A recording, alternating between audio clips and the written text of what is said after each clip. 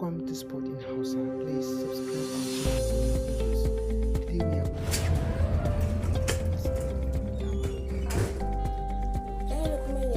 ta umi suke bi sun zo?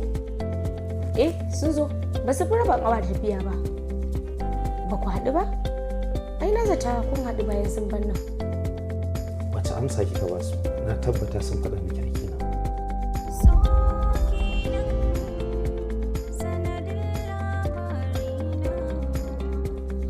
Ummi da ke nake magana.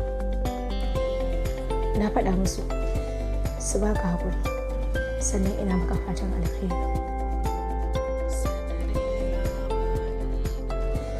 Na riga na mahaidar alkawari. Ba zan karya alkawarin da na yi. Haidar. You mean Haidar ya fi ni? Labarina is one of the best performing film in West Africa region. The story of the film was narrated by one of the brilliant writers known as Bruma. The film was directed by Amina Sarah. Amina Sarah was one of the best performing directors in Hollywood industry.